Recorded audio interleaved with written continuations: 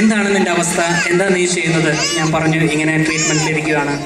ഞാനൊന്നും അങ്ങോട്ട് ചോദിച്ചില്ല. അദ്ദേഹം പറഞ്ഞു നിൻ്റെ അക്കൗണ്ട് നമ്പർ എനിക്കൊന്ന് അയച്ചതാ, ഞാൻ നിനക്ക് കുറച്ച് കാശ് ഞാൻ അയക്കുകയാണ്, എൻ്റെ ദശാംശമാണ്, നീ വേണ്ട എന്ന് പറയരുത്. ഞാനൊന്നും പറഞ്ഞില്ല, അക്കൗണ്ട് നമ്പർ അയച്ചു കൊടുത്തു. അദ്ദേഹം അയച്ചു തന്ന കാശ് കൃത്യം എനിക്ക് ആശുപത്രിയിൽ കൊടുക്കാനുള്ള കാശായിരുന്നു. Praise Lord.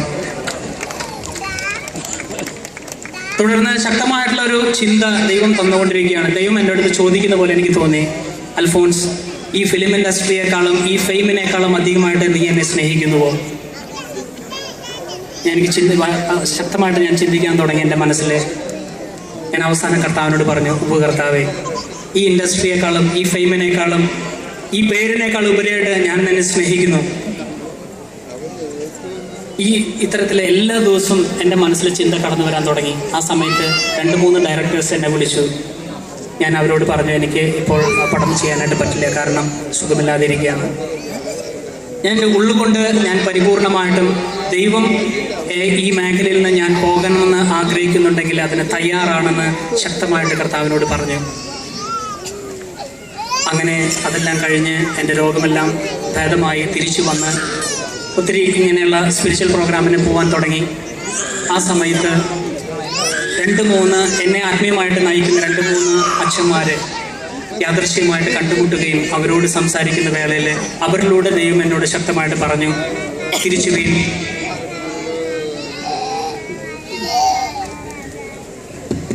തിരിച്ചു വീണ്ടും ഈ ഇൻഡസ്ട്രിയിൽ തന്നെ പ്രവർത്തിക്കാനായിട്ട് ഞാൻ പോകണമെന്ന്. എനിക്ക് ആദ്യം അത് ആക്സെപ്റ്റ് ചെയ്യാനായിട്ട് കുറച്ച് ബുദ്ധിമുട്ടുണ്ടായിരുന്നു. കാരണം ഞങ്ങൾ അങ്ങനെ ഒരു തീരുമാനത്തിൽ ഉറച്ചു നിന്നുകൊണ്ട് മുന്നോട്ട് പോകാൻ തുടങ്ങുന്ന സമയത്താണ് ഇത്തരത്തിലുള്ള ഒരു ചിന്ത വീണ്ടും കൊണ്ടുവരുന്നത്. എന്തു തന്നെയാണെങ്കിലും ഒത്തിരി പ്രാർത്ഥിച്ചു. പക്ഷേ 3-4 മാസത്തോളം ഈ ഇൻഡസ്ട്രിയിൽ നിന്ന് മാറി നിന്നതുകൊണ്ട് വർക്കുകളൊന്നും തന്നെ വരുന്നുണ്ടായിരുന്നില്ല. പക്ഷെ ഞങ്ങൾ പ്രാർത്ഥിച്ചുകൊണ്ടിരുന്നു. അങ്ങനെ ഇരിക്കുന്ന സമയത്താണ് റഹ്മാൻ സാറിൻ്റെ ഈ കോൾ വരുന്നത്. റഹ്മാൻ സാർ എന്നെ പാടാനായിട്ടാണ് വിളിച്ചത്. നാട്ടിൽ ഞാൻ തന്നെ ചെയ്യുന്ന പല പടങ്ങളിലും ചില പാട്ടുകൾ ഞാൻ ഡയറക്ടറോട് പറയും, ഈ പാട്ട് ഞാൻ പാടി നോക്കിയാലോ? അപ്പോൾ ഡയറക്ടർ എൻ്റെ അടുത്ത് പറയും, വേണ്ട, നമുക്ക് നല്ല പാട്ടുകാരെ കൊണ്ട് ആരെങ്കിലും കൊണ്ട് പാടിക്കാം. അപ്പോൾ നാട്ടിൽ തന്നെ ഒരു പാട്ടുകാരനായിട്ട് കരുതിയിട്ടില്ല. പക്ഷെ ആ സമയത്താണ് ലോകം മുഴുവൻ അറിയപ്പെടുന്ന ആ സംഗീത സംവിധായകൻ എന്നെ പാടാനായിട്ട് വിളിക്കുന്നത്. എന്തു തന്നെയാണെങ്കിലും ആ വിളി വന്ന ഉടനെ ഞാൻ ഇൻ്റർനെറ്റിൽ സെർച്ച് ചെയ്തു ഏത് പാട്ടായിരിക്കും. കാര്യം റഹ്മാൻ സാറിൻ്റെ എല്ലാ പടങ്ങളെയും കുറിച്ചുള്ള ഫുൾ ഡീറ്റെയിൽസ് നമുക്ക് ഇൻ്റർനെറ്റിൽ ലഭ്യമാണ്. ഞാൻ ചെക്ക് ചെയ്ത് കഴിഞ്ഞപ്പോഴത്തേക്കും ഞാൻ മനസ്സിലാക്കിയ ഒരു കാര്യം, ഈ പടത്തിൽ 4 പാട്ടുകളാണ് ഗൗതം മേനോൻ, ഇതിൻ്റെ ഡയറക്ടർ, നിശ്ചയിച്ചു വെച്ചിരിക്കുന്നത്. ഈ 4 പാട്ടിൻ്റെയും റെക്കോർഡിങ്ങും കഴിഞ്ഞു. ഇതിൻ്റെ ഓഡിയോ ലോഞ്ച് ലണ്ടനിൽ വെച്ച് നടത്താൻ വേണ്ടി അവർ തീരുമാനിച്ചു വെച്ചിരിക്കുകയാണ്. പിന്നെ ഏത് പാട്ട് പാടാനായിരിക്കും എന്നെ വിളിച്ചത്? ഞാൻ മദ്രാസിലുള്ള ഒരു സുഹൃത്തിനെ വിളിച്ച് ചോദിച്ചു, ഇങ്ങനെ ഒരു സംഭവം ഉണ്ടല്ലോ. അദ്ദേഹം പറഞ്ഞു, ശരിയാണല്ലോ, ഈ പടത്തിൻ്റെ എല്ലാ പാട്ടുകളുടെയും റെക്കോർഡിങ് കഴിഞ്ഞു എന്നാണല്ലോ ഞാൻ കേട്ടത്. പിന്നെ അദ്ദേഹം പറഞ്ഞു, എന്താണെങ്കിലും റഹ്മാൻ സാറിൻ്റെ ഓഫീസിൽ നിന്ന് വിളിച്ചതല്ലേ, ധൈര്യമായിട്ട് പൊക്കോളൂ. അവിടെ ചെന്ന് വൈകുന്നേരമായിരുന്നു റെക്കോർഡിങ്. 4 മണിക്കൂർ കൊണ്ട് പാട്ടിൻ്റെ റെക്കോർഡിങ് കഴിഞ്ഞു. അത് കഴിഞ്ഞ് കഴിഞ്ഞപ്പോഴത്തേക്കും ഞാൻ അവിടുത്തെ ഡയറക്ടറുടെ അസിസ്റ്റൻ്റ് അവിടെ നിൽപ്പുണ്ടായി. അസിസ്റ്റൻറ്റിനോട് ചോദിച്ചു, ഈ പാട്ട് ഈ പടത്തിലുണ്ടോ? അദ്ദേഹം പറഞ്ഞു, ഇല്ല, ഈ പാട്ട് ഈ പടത്തിലില്ല. ലാസ്റ്റ് മിനിറ്റിലാണ് റഹ്മാൻ സാർ വന്ന് പറഞ്ഞ ഈ പാട്ട്, ഒരു പാട്ട് കൂടി വേണം. അപ്പോൾ ചിലപ്പോൾ ഇതൊരു പ്രൊമോ ആയിട്ടായിരിക്കും പടത്തിൽ വരിക, TV-യിൽ ചിലപ്പോൾ വരുമായിരിക്കും, പക്ഷെ പടത്തിനകത്ത് ഈ പാട്ടില്ല എന്ന് പറഞ്ഞു. അപ്പോൾ ഞാൻ കർത്താവിനോട് പറഞ്ഞു, അങ്ങനെയെങ്കിൽ അങ്ങനെ, റഹ്മാൻ സാറിൻ്റെ ഒരു പാട്ട് പാടാൻ ദൈവം എന്നെ അനുവദിച്ചല്ലോ, താങ്ക് യു ജീസസ്. ഇതെല്ലാം പറഞ്ഞ് ഞാൻ തിരിച്ചു വന്നു. 3 ദിവസം കഴിഞ്ഞപ്പോൾ എൻ്റെ ഫോണിലേക്ക് ഗൗതം മേനോൻ്റെ ഒരു കോൾ വരികയാണ്. അദ്ദേഹം പറഞ്ഞു, ഞാൻ പാട്ട് കേട്ടു, വളരെ മനോഹരമായിരിക്കുന്നു, എസ്പെഷ്യലി യു ആർ എൻട്രിങ്. താങ്കൾക്ക് UK വിസയുണ്ടോ കയ്യിലെന്ന് ചോദിച്ചു. ഞാൻ ചോദിച്ചു, എനിക്ക് UK വിസ ഇല്ലല്ലോ. അദ്ദേഹം പറഞ്ഞു, ഞങ്ങളിതിൻ്റെ ഓഡിയോ ലോഞ്ച് ലണ്ടനിലാണ് പ്ലാൻ ചെയ്ത് വെച്ചിരിക്കുന്നത്.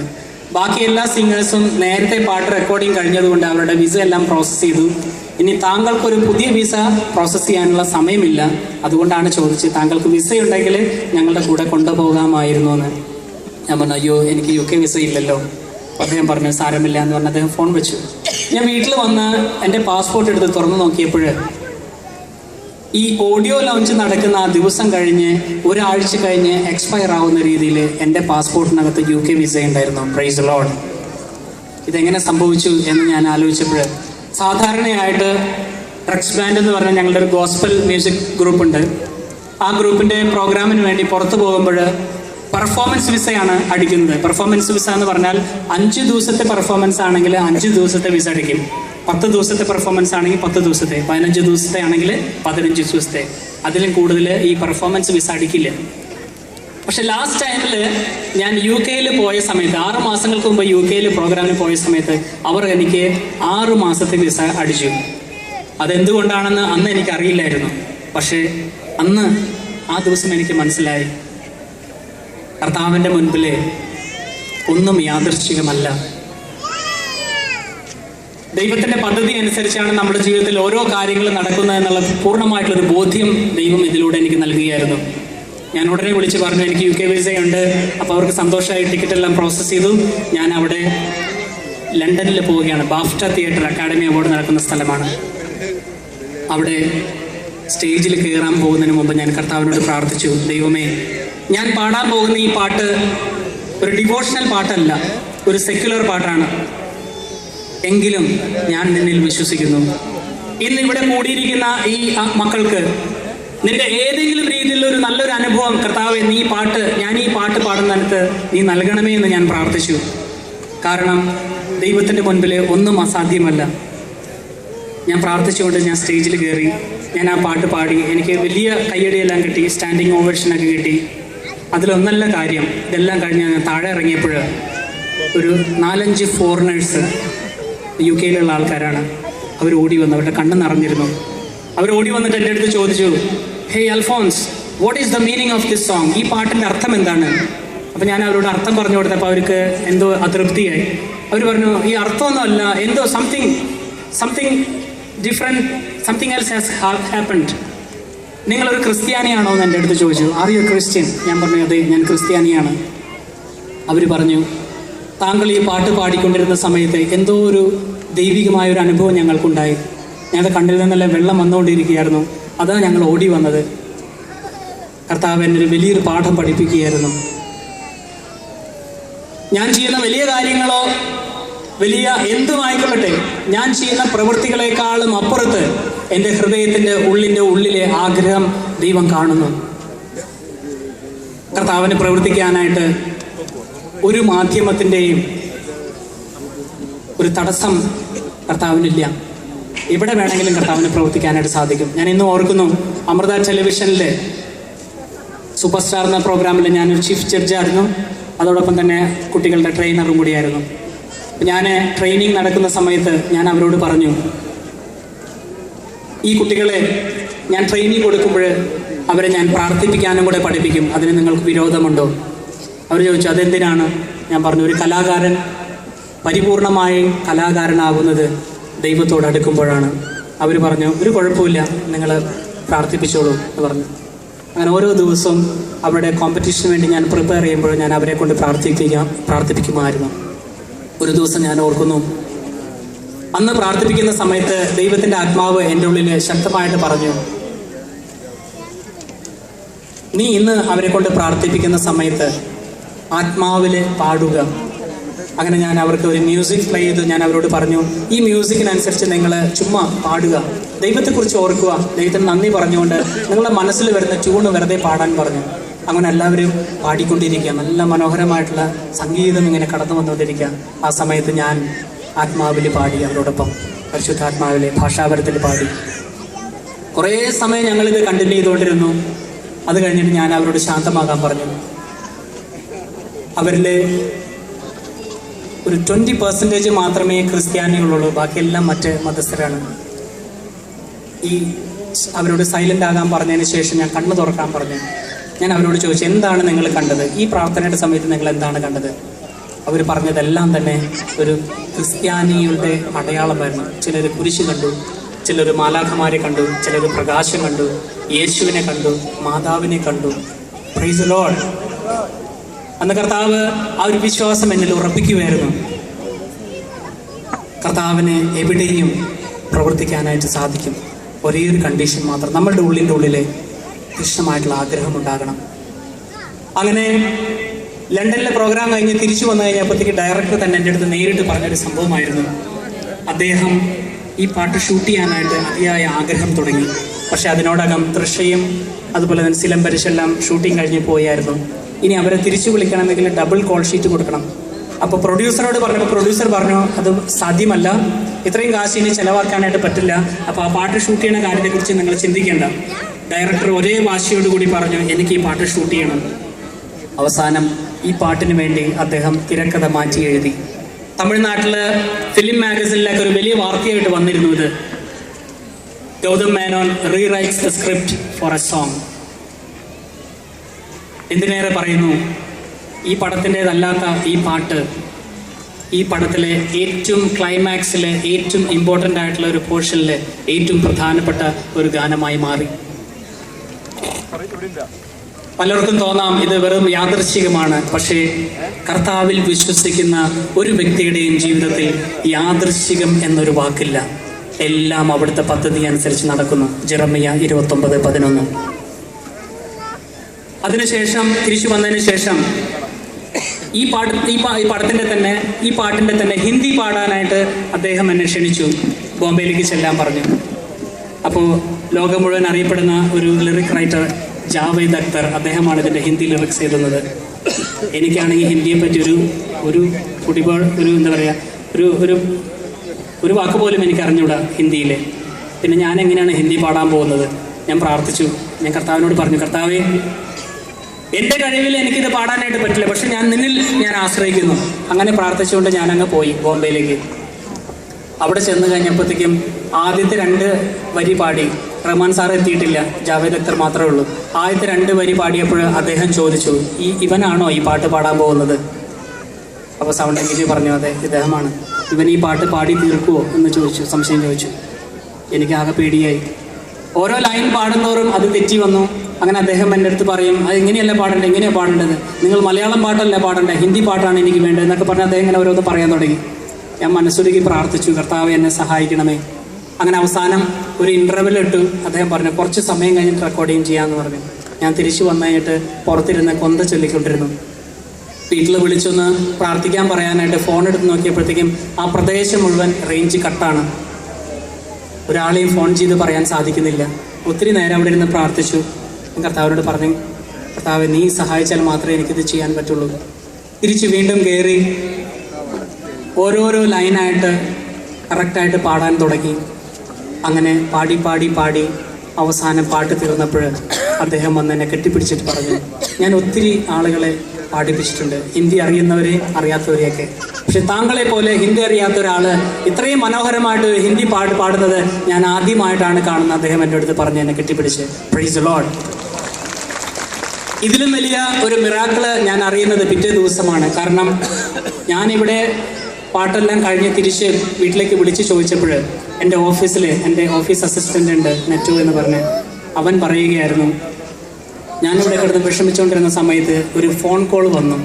ആ ഫോൺ കോൾ ഇപ്രകാരമായിരുന്നു, എന്നെ അന്വേഷിച്ചുകൊണ്ടുള്ളൊരു ഫോൺ കോളായിരുന്നു. എനിക്ക് വേണ്ടി പ്രാർത്ഥിക്കാറുള്ള ഒരു സഹോദരൻ.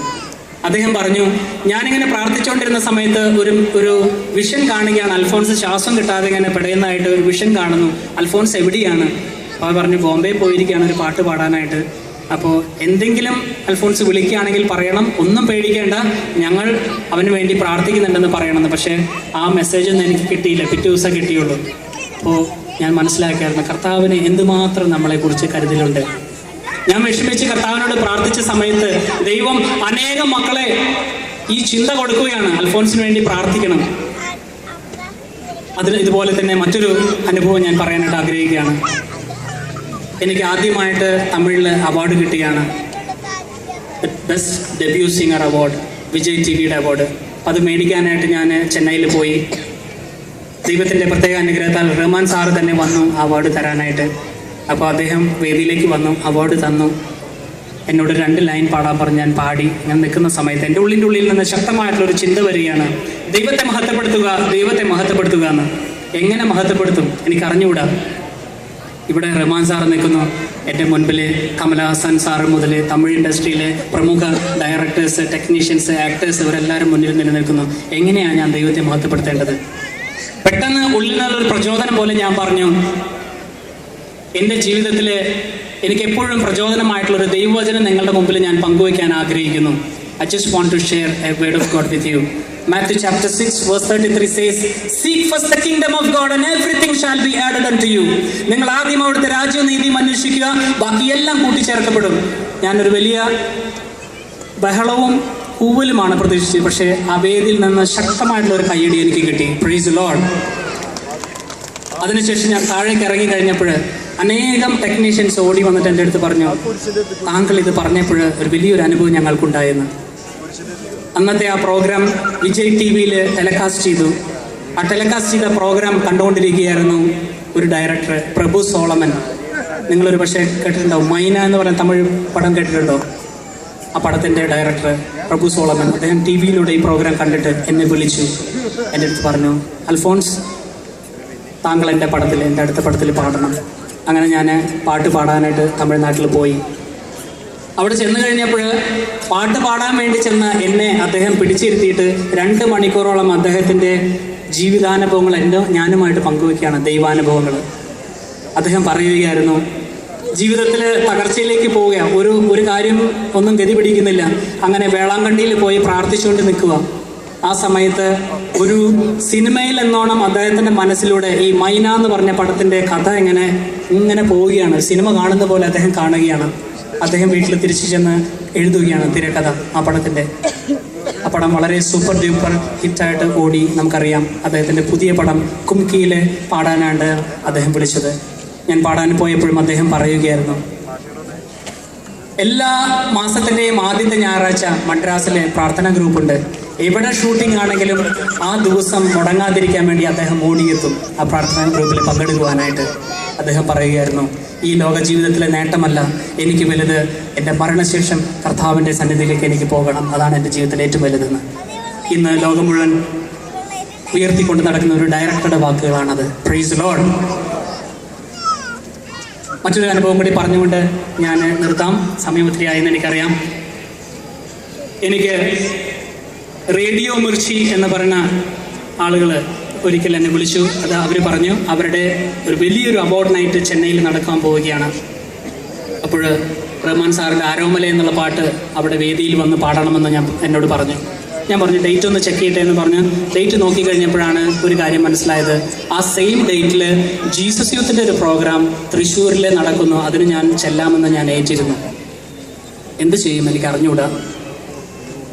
ഒരേ കാര്യം നടക്കുള്ളൂ, ഒന്നെങ്കിൽ ജീസസ് യൂത്തിൻ്റെ പ്രോഗ്രാമിന് പോകണം, അല്ലെങ്കിൽ ഈ പറഞ്ഞ പോലെ ചെന്നൈയിൽ നടക്കുന്ന അവാർഡ് ഫംഗ്ഷന് പോകണം. ഞാൻ തിരിച്ച് അവരെ വിളിച്ചിട്ട് പറഞ്ഞു എനിക്ക് വരാൻ പറ്റില്ല, കാരണം ഞാനൊരു ഓൾറെഡി പ്രോഗ്രാം ഏറ്റെടുത്തിട്ടുണ്ട്. അപ്പോൾ അവർ പറഞ്ഞു നിങ്ങൾ എന്ത് മണ്ടത്തരാ പറയുന്നത്, 4 ഇൻഡസ്ട്രി ഒരുമിച്ച് വരുന്ന പ്രോഗ്രാമാണ്.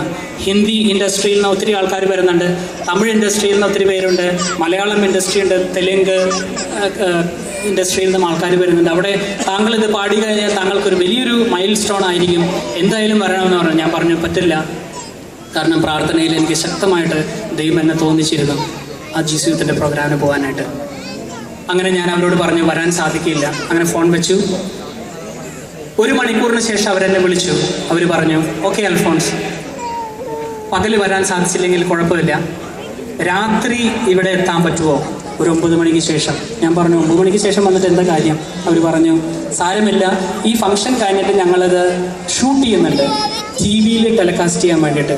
അപ്പോൾ വരികയാണെങ്കിൽ ഈ സെയിം സ്റ്റേജിൽ നിങ്ങളുടെ ഒരു പെർഫോമൻസ് ഞങ്ങൾക്ക് ഷൂട്ട് ചെയ്യാനായിട്ട് സാധിക്കും. ഞാൻ പറഞ്ഞു ഒരു കുഴപ്പമില്ല. അങ്ങനെ ജീസസ് യൂത്തിൻ്റെ പ്രോഗ്രാമിന് ഞാൻ അവിടെ പോയി സാക്ഷ്യമെല്ലാം പറഞ്ഞ് വളരെ മനോഹരമായിട്ട് ആ പ്രോഗ്രാം പോയി. അവിടെയുള്ള 2-3 ജീസസ് യൂത്തുകാരെ അവരുടെ വണ്ടിയിൽ എന്നെ എയർപോർട്ടിലേക്ക് കൊണ്ടുപോവുകയാണ്. പോകുന്ന വഴിയിൽ ഞങ്ങൾ ദൈവത്തെ സ്തുതിച്ചുകൊണ്ട് പോവുകയാണ്, കൊന്തയെല്ലാം ചൊല്ലിപ്പോവുകയാണ്. അപ്പോൾ അവിടെ എത്താറായ സമയത്ത് ഞാൻ എൻ്റെ കൂട്ടുകാരനുണ്ട് അവിടെ എയർപോർട്ടിൽ, അയാൾ വിളിച്ചിട്ട് പറഞ്ഞു എൻ്റെ PNR ഇതാണ്, എനിക്ക് ടിക്കറ്റ് എടുത്ത് വെച്ചേക്കണം എന്ന് പറഞ്ഞു. PNR അയച്ചു കൊടുത്തു.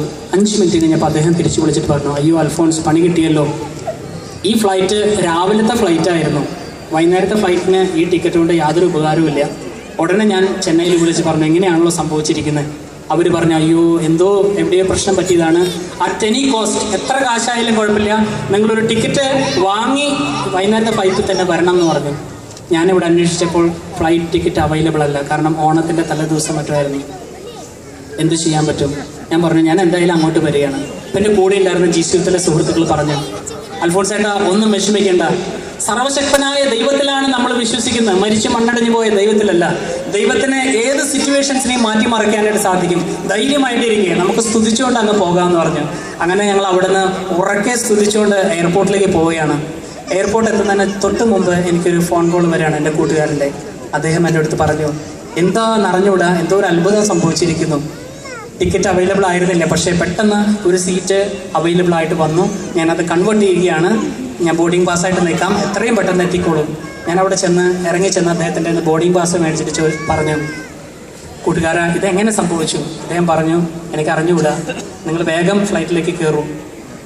ഞാൻ ചെന്നൈയിൽ എത്തിക്കഴിഞ്ഞാൽ തിരിച്ചു വിളിച്ചപ്പോൾ അദ്ദേഹം പറയാണ്, യൂഷ്വലി അങ്ങനെ സംഭവിക്കുന്നതല്ല, പക്ഷേ ആ സമയത്ത്, പ്രത്യേകിച്ച് ഞങ്ങൾ പ്രാർത്ഥിച്ചുകൊണ്ടിരുന്ന സമയത്ത് അവിടെ ഒരു അത്ഭുതം സംഭവിക്കുകയാണ്. Praise the lord. എൻ്റെ പ്രിയപ്പെട്ട സുഹൃത്തുക്കളെ, ഇത്രയും കാര്യം ഞാൻ നിങ്ങളുടെ മുമ്പിൽ പറയാൻ ശ്രമിച്ചത്, നമ്മൾ ആരും വിശ്വസിക്കുന്നത് 2000 വർഷങ്ങൾക്ക് മുമ്പ് മരിച്ച് മണ്ണടഞ്ഞു പോയ ഒരു ദൈവത്തിലല്ല, ഇന്നും ജീവിക്കുന്ന മനുഷ്യന്റെ ജീവിതത്തിലെ ഓരോ നിമിഷവും അവനോട് കൂടെ നടക്കാൻ ശക്തിയുള്ള സർവശക്തനായ ഒരു ദൈവത്തിലാണ് നമ്മൾ ഓരോരുത്തരും വിശ്വസിക്കുന്നത്. ആ ദൈവത്തെ നമ്മൾ തിരിച്ചറിയണം. മാർപ്പാപ്പ ഈ വർഷം വിശ്വാസ വർഷമായിട്ട് പ്രഖ്യാപിച്ചപ്പോൾ നമുക്ക് ഓരോരുത്തർക്കും കടമയുണ്ട്. നമ്മുടെ വിശ്വാസങ്ങളെ നമ്മൾ റിന്യൂ ചെയ്യണം, നമ്മൾ മനസ്സിലാക്കണം, കർത്താവിനെ തിരിച്ചറിയണം.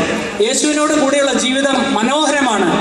അത് നിങ്ങൾ ഏത് ജീവിതാവസ്ഥയിലുള്ളവനായിക്കൊള്ളട്ടെ, നിങ്ങളൊരു പക്ഷേ കലാകാരനായിരിക്കാം, ഒരു പക്ഷേ ബാങ്ക് ജീവനക്കാരനായിരിക്കാം, ഒരു പക്ഷേ ബസ് ഓടിക്കുന്ന ആളായിരിക്കാം, അല്ലെങ്കിൽ കൂലി വേല ചെയ്യുന്ന ആളായിരിക്കാം, എന്തുമായിക്കൊള്ളട്ടെ നിങ്ങളുടെ ജീവിതാവസ്ഥകൾ.